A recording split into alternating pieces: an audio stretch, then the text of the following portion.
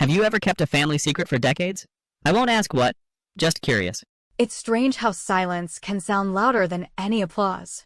The morning of my graduation, I woke up before sunrise, not because of excitement, but because I couldn't sleep. The apartment felt heavy, the kind of quiet that hums against your ribs. I kept checking my phone, half expecting a text that said, "We're on our way," but all I had was last night's message from Mom. "Honey, we're so proud, but we're just too tired to make the drive. Your sister had a long week, and we could all use a rest."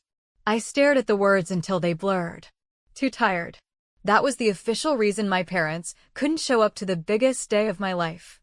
The irony is, I wasn't even angry at first. I'd spent 24 years adjusting to disappointment like someone slowly building calluses. I told myself it was fine, that maybe they really were tired, that not everyone was sentimental about ceremonies. But I kept hearing my dad's voice from years ago, "Family shows up, Claire. That's what matters." Apparently, that rule had an asterisk next to my name. By 8 a.m., I was dressed and ready, my gown draped carefully over the couch like something sacred. I had made breakfast, 2 slices of toast I didn't touch, and stared at the empty chair across from me. I imagined Mom fussing with her hair in the car mirror, Dad making sure the GPS was set, Emily scrolling through her phone. In that imaginary version, we were still a family that cared enough to drive 3 hours for me. Then my phone buzzed. A notification. Emily Monroe posted a new photo. The screen lit up with pink filters and spa robes. There they were, Mom, Dad, and Emily, all smiles in matching white towels with cucumber slices over their eyes. The caption read, "Family Self-Care Day. Remember to take time for you." The timestamp said 15 minutes ago.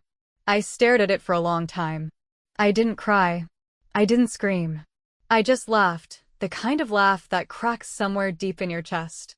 That photo told me more than any family dinner conversation ever had. It wasn't exhaustion that kept them from coming, it was convenience. My graduation didn't fit into their version of relaxation or self-promotion. My achievements didn't earn them likes or comments. I wasn't photogenic enough for their kind of pride. When I arrived at the campus, the air buzzed with chatter and camera clicks. Students in identical gowns huddled with their families, holding bouquets, laughing too loudly, pretending not to be terrified of the future. I walked alone, clutching my cap in one hand and the folded speech in the other. The words I'd written days ago suddenly felt hollow, polite gratitude, generic optimism. I'd thanked my parents by name. I'd imagined them in the front row, smiling at each other when I mentioned family support. But now, even reading those lines in my head made me feel like I was choking on lies. "Claire," someone called. Professor Daniels jogged over, his usual calm expression replaced with concern. "Your parents made it?" he asked, scanning the crowd behind me. I forced a smile and said, "They're celebrating from afar." He studied me for a moment, then simply nodded. "Make it count anyway," he said softly. "You've earned this moment." I walked toward the auditorium as if I were walking into a storm. The weight of the robe felt heavier now, the fabric clinging to my shoulders. When I stepped onto the stage to line up with the others, I could see a sea of proud faces, parents cheering, siblings filming, grandparents waving small flags. I wondered if anyone else here had parents too tired to care. Probably not.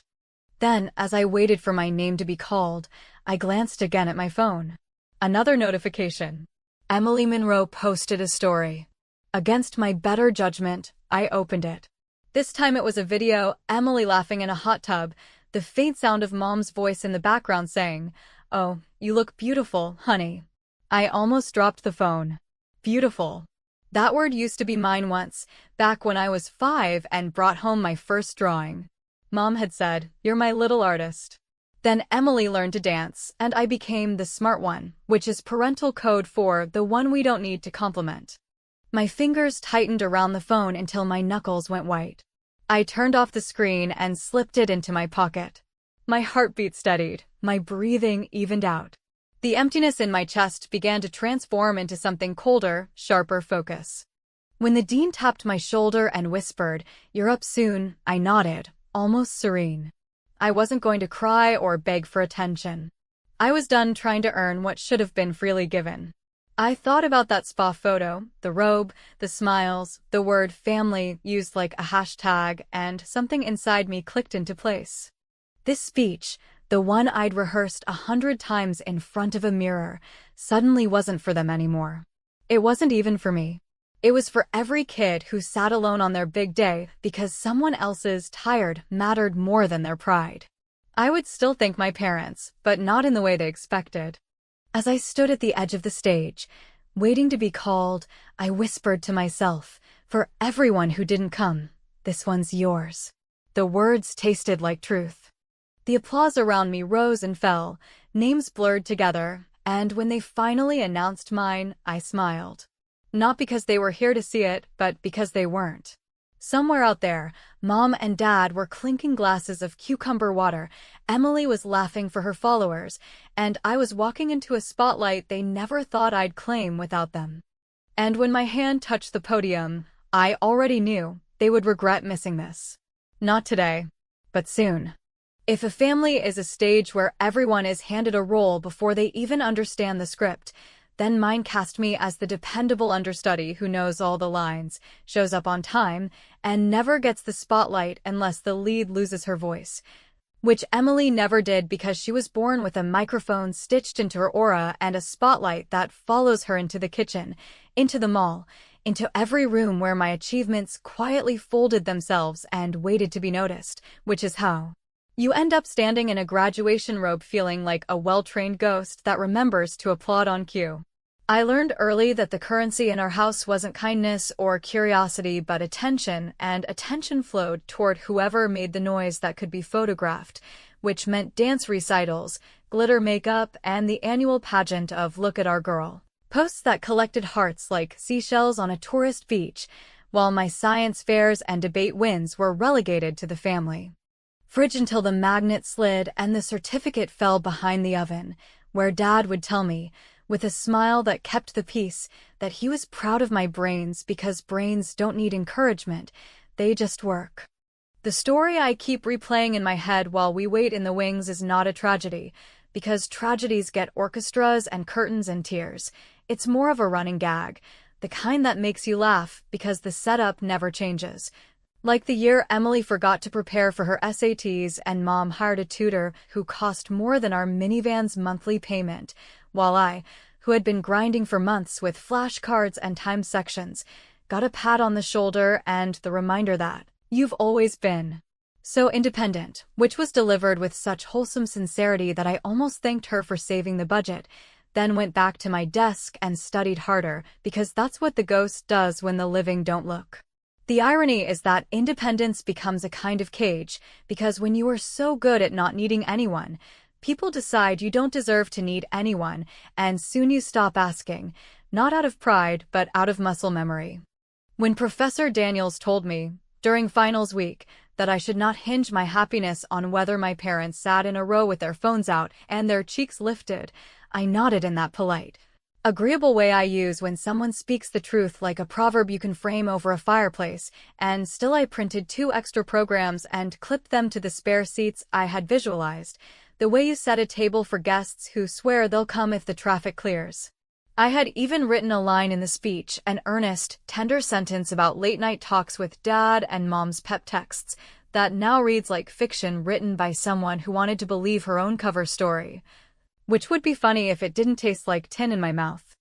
The cue shifts, the program manager whispers for us to tighten the line, and I feel the phone in my pocket vibrate again, a small electric heartbeat that reminds me I am still tethered to a family that claims fatigue while smiling through eucalyptus steam. I glance down because I am weak in the ways daughters are, and there it is, a new post from Emily, a carousel of glossy stills where Mom holds up 2 fingers in a peace sign and Dad pretends to sip a green smoothie, the caption reading spa. Brunch with my day ones, a phrase that does not include me, and I experience that odd, suspended moment where anger wants to sprint but grief sits down and says, let me be heavy first, so I breathe, slow and deliberate. The way debate taught me to buy time before a rebuttal. Humor helps when the alternative is dissolving, so I let the smallest smile lift the corner of my mouth as I think about how the family group chat, rarely used except for holiday logistics and Emily's brand partnerships, might enjoy a slice of honesty served at room temperature. With the line creeping forward and the audience noise swelling, I open the chat, attach the spa photo, and type a single sentence that walks the tightrope between petty and surgical. Too tired for the drive. Energized. For the selfies, please save me a seat next to the eucalyptus. I stare at the words, consider the aftershocks, and hit send, not out of vengeance alone, but out of a need to put the truth in writing where I can't be told later that I exaggerated or misunderstood, because screenshots, unlike memories, don't bend. The effect is immediate, like tapping a glass and watching cracks race outward. My phone lights with the chime of a typing indicator from Aunt Valerie, the family historian who has been collecting grievances in the attic of her heart since the Clinton years. And another bubble springs up from Cousin Nate, who once told me I was the smart one and mended, and while they type their careful condolences or their spicy commentary, a third bubble appears, Mom, then vanishes, then returns, the digital stutter of someone drafting a sentence that won't embarrass her, and finally a message arrives, not a paragraph but a tiny patch of gauze. Honey, let's not make a scene today, we can explain. Which makes me wonder when silence became the scene and honesty the disruption. I could pocket the phone and pretend I never sent anything, but I decide to nudge the dominoes a little further, not by screaming in all caps, but by doing what I have always done in the only language they respect, which is presentation. I take a photo of the 2 empty seats I saved, aisle side, good view of the stage, and I caption it, reserved for too tired, and I attach it to my story where my classmates can see it if they care, but more importantly, where Emily's friends, who follow me out of curiosity because the quiet sister is sometimes intriguing, can scroll past and feel the friction of comparison, and I won't apologize for that, not today. Because polite girls with perfect GPAs are allowed one sharp edge without turning into villains. The marshal signals our road to stand, the procession begins, and while we inch toward the light that will show my face to 1,000 strangers, my phone vibrates again with a call I don't take and a text I can't unread, Mom's second attempt at control disguised as concern. Please don't say anything you'll regret, followed, half a minute later, by Emily's private message, a short, glittering dagger. Take that down, you're being dramatic, which would have worked on me 5 years ago, but today. I'm not the understudy waiting for permission. I'm the girl with the microphone one breath away. By the time I slip the phone back into my pocket and feel the warm wood of the railing under my palm, I have already replaced the tender line in my speech with something truer that will not name names and will not slander. Yet will cut precisely where denial has built its nest, and while the band plays the cheerful march that says all our parents are here and everything is fine, I look straight ahead and decide that if a scene is inevitable, it will be the careful kind I write, not the messy kind I was born into. The dean leans toward me with a benign smile and whispers that I am next, the auditorium hush sliding into place like a lid, and as the first syllable of my name begins to rise from the announcer's lips, my phone vibrates one more time. A final pulse from the world I am about to address, and when I glance down, the screen lights with a notification that turns the floor a little slippery beneath my shoes. Dad has replied in the family chat with a single sentence that reads, Claire, if you do this, you'll regret it more than we will, which is either a warning or a dare, and either way, it is exactly the push I needed as my heel touches the first step to the stage. The stage lights were not gentle and the podium felt taller than it had during rehearsals, yet the instant my shoes settled behind the line of tape and my palms found the cool edges of the lectern, something inside me aligned with a clarity I had not felt since I was 10 and realized that fairness at home was a story we told company, and with the dean's hand withdrawing from my shoulder and the hush tipping over the room like a lid on a pot, I inhaled in a way that filled not only my ribs but the brittle places behind my sternum, lifted my eyes to the balcony where the cameras blinked like small, patient constellations, and began. I started, as the format demanded, with the conventional acknowledgments, though I bent each thanks with a deliberate pressure that shifted it from generic gratitude to a glinting truth. Thanking the professors who challenged us not because they loved our potential, but because they respected the work we had already shown. Thanking the classmates who passed cold coffee across library tables at 2 in the morning, and thanking the custodial staff who, while we were rehearsing ambition, were quietly ensuring the floors would not betray our shoes, which earned a ripple of applause that steadied my breath and lengthened my sentences into the kind of cadence that carries a rune. I did not mention my family by name, and yet I let the outline of them appear like figures behind frosted glass, saying that the most important lesson I learned here had nothing to do with theorems or citations, and everything to do with understanding who shows up when there is nothing to photograph. And that the second most important lesson was discovering that when you stop auditioning for the people who keep misplacing their tickets, your voice changes timbre and your spine remembers it. Belongs to you, which drew a few knowing laughs that felt like small, warm handshakes from strangers. I told a brief story, softened just enough to pass as universal, about sitting alone at a Formica kitchen table with a scholarship form and a cheap pen while someone in the next room rehearsed being charming into a screen. And how in that moment I decided that approval would no longer be a currency I borrowed at a predatory rate, because debt like that poisons even the sweetest victories, and the room answered with that low, human hum that tells you people are not merely listening, but filing away phrases for later use. The turn, when it came, arrived without theatrics, which made it cut cleaner. I rested my fingertips on the paper I wasn't using and said that today is a day when many of us will scan the audience for the faces we constructed in our minds during hard nights, and that some of us will find them exactly where we hoped, wearing the expressions we rehearsed, while others will find empty seats, or strangers, or the unapologetic glow of a screen where we once imagined a smile, and that this difference will sting, but it will not define the worth of the work that brought us to this microphone. I let the silence hold, then placed the line I had sharpened in the hours between the spa photo and this stage. I said that for everyone who did not come, for everyone who was too tired or too busy or too committed to self-care to witness what they helped build or what they failed to break, this speech is yours, because absence is a kind of authorship and I will not pretend you didn't write your name here. For a moment the room breathed like a single animal, a long, careful inhale that almost trembled, and then applause rose not like thunder, but like rain, steady and encompassing, while a few whistles scattered from the back like sparks. I did not smile broadly, because the satisfaction did not live in spectacle. It lived in the precise feeling of a weight sliding off a shelf inside my chest and landing without shattering.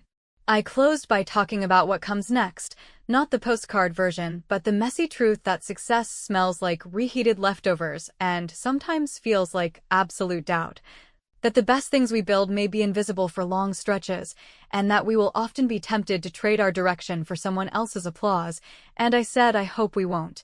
And I meant it for the kid in row 18 with the thrifted shoes, and also for the woman behind the podium who is still learning to leave a room without begging the walls to clap. When I stepped back, the ovation swelled and the lights seemed to soften, and I felt the outline of a revenge that was not cruel but corrective, a public correction delivered with a steady wrist and a cool voice, the kind that leaves no bruise and yet stops the old story from walking unchallenged through another season. I bowed once, collected the folder I never opened, and turned as the MC grasped my hand and whispered, almost conspiratorially, that the live stream comments were on fire in the best way, which was when the first vibration landed against my hip, a rapid sequence that told me something somewhere had cracked open. I walked down the stairs into a corridor of palms and fingers and congratulations, and while I kept my smile and my pace, I slid the phone from my pocket with the dexterity of a person who has long practiced hiding emotion behind motion, and there, stacked like a row of blinking alarms, were the messages that confirmed the blow had landed exactly where it needed to. Aunt Valerie had sent a screenshot of the spa photo with a caption asking whether this was the new definition of too tired. Cousin Nate had replied to my story with a blunt about time, and two separate numbers I didn't recognize, mutuals of Emily, had forwarded a clip from the live stream where my line about absence cut crisp and close, their notes reading variations of, "Is this about your sister? And she's at a spa, right?" While at the top of the stack sat a single text from Mom, neat as a folded napkin, that read, "Claire, please call me before you make this worse," which I might have obeyed yesterday, but not today. Because my hands were still steady from the podium and, at the end of the hall where the doors opened to the heat and the cameras, a student media producer was waving me over with urgent excitement and saying that the university had already clipped the speech for immediate upload, and if I would just sign a quick release, it could go live within the hour. When I finally stepped out of the auditorium, the air outside felt different, heavier, like the kind that follows a thunderstorm before the sky decides whether to clear or collapse again. The noise of the crowd dimmed behind me, replaced by the low hum of cars pulling away and families calling out to one another, voices stitched with pride and relief. I walked through them unnoticed, holding my diploma like a fragile artifact from another life, and for a moment, I almost pitted myself for believing that my family's absence would sting less once the ceremony ended. Instead, it had settled into something colder and quieter, a kind of permanent weight that no applause could balance. I didn't bother checking my phone until I reached my car. The screen was a battlefield of missed calls, texts, and group chat notifications, but one stood out at the top, a message from Mom that read, "We saw the clip, Claire. That was cruel. You embarrassed us for no reason." I stared at the words until the light from the screen faded, then locked the phone and placed it face down on the passenger seat, as if it might bite if I looked again. The drive home began in silence, only the rhythm of the road beneath the tires keeping me company. It was strange how quickly the adrenaline drained out of me, leaving behind an almost surgical calm. I thought about what she called cruel, how carefully I had chosen my words, how I had made sure to never name them directly, to never cross the line between truth and accusation. Yet here they were, calling it an attack, as if honesty were a weapon I had drawn without permission. Maybe it was. Maybe I had finally learned their language, the one where silence keeps the peace but truth detonates it. I passed the first gas station on the highway and noticed a billboard advertising a luxury spa retreat, the same chain as the one in Emily's post. The image showed a woman floating in a pool of pale blue water, her eyes closed, her face serene. I almost laughed at how perfect it looked, how far it was from reality. I imagined them there, sipping green juice and refreshing their feeds, scrolling through the comments under my speech. The live stream had already started circulating. I knew that once something hits the internet, it takes on a life of its own, a pulse that grows louder with every share and whisper. The thought didn't make me nervous, it made me curious. What would people say when they realized the too tired family was out having a spa day during the ceremony they skipped? By the time I reached the city limits, dusk was melting into the horizon, turning the glass buildings amber. I pulled over near a small diner I used to study at in college, a place where the coffee was terrible, but the silence was kind. I parked in the back lot, ordered a black coffee from the window, and scrolled through my phone, this time with deliberate calm. The first video I found had nearly 30,000 views already. My face on stage, my voice steady, the line about absence, every word replayed in perfect clarity. The comments section was a living organism, half sympathy, half outrage. People loved a villain, and apparently, today, that role belonged to my parents. As I read through the messages, another notification appeared, a direct message from Emily. Her tone was exactly what I expected, clipped and defensive. "You made us look like monsters. You should delete that speech before this gets worse. You've always had a thing for playing the victim." I could almost hear her voice as I read it, the practiced smoothness of someone who's never been questioned.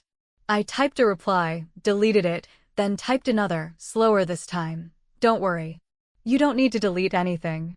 The truth doesn't expire." I didn't send it right away.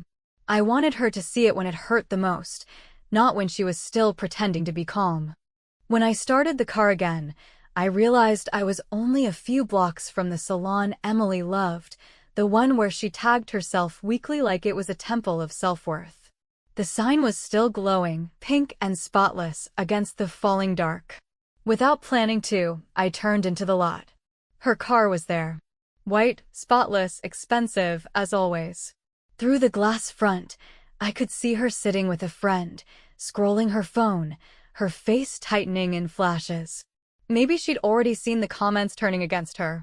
Maybe she hadn't yet realized how many people were sharing that spa photo with captions like, "Some families are tired of love." I stepped out of my car and walked inside. The room smelled like citrus and bleach. Heads turned briefly, then went back to their conversations. Emily looked up and froze. Her face shifted through a series of tiny betrayals, surprise, fear, embarrassment, all hidden behind a brittle smile.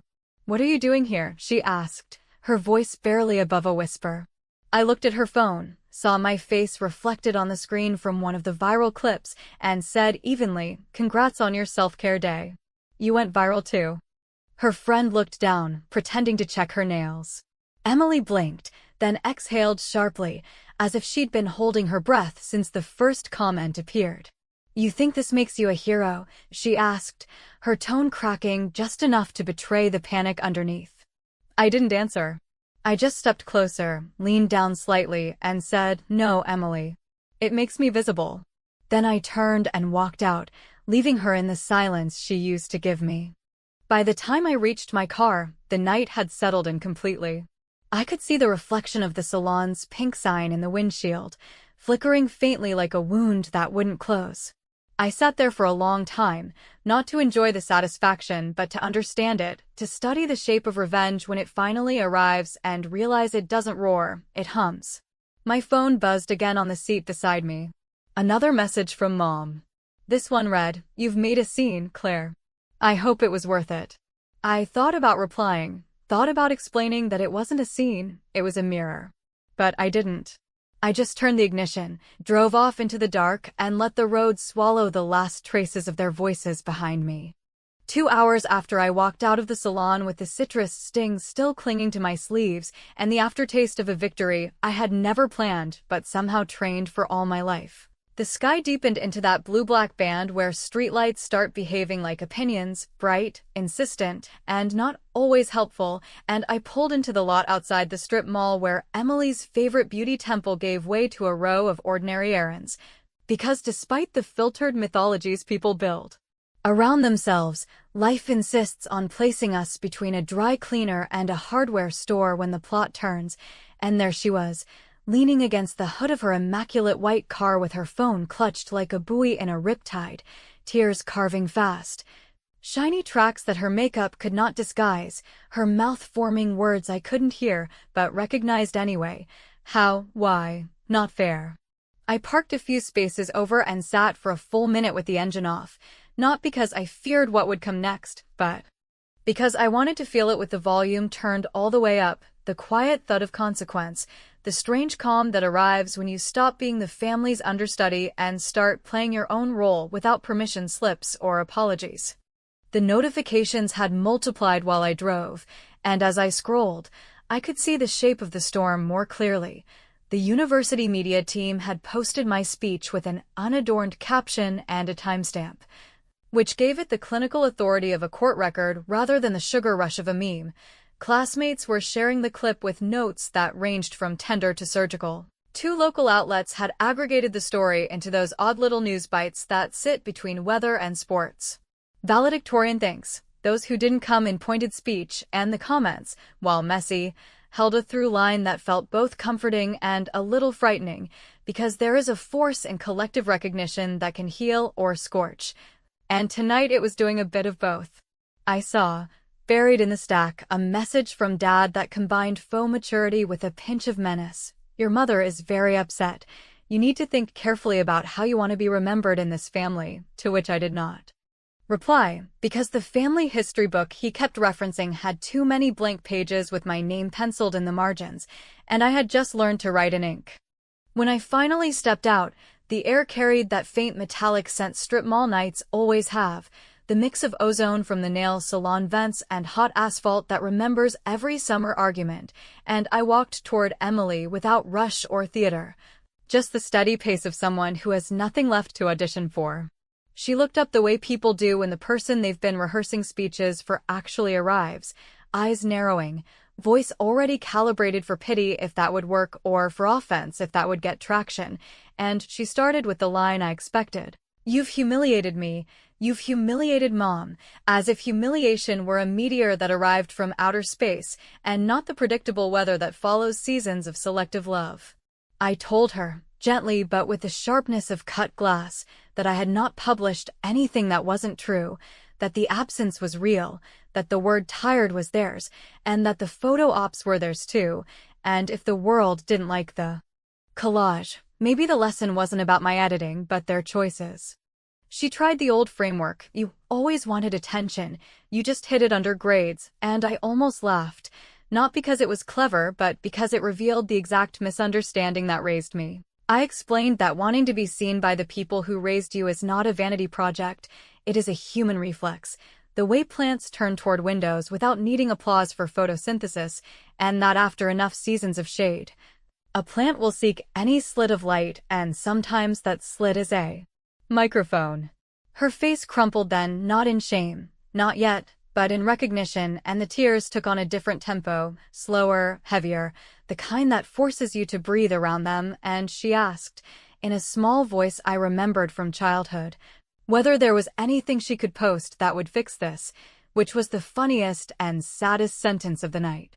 I told her there were things to do, and none of them involved ring lights.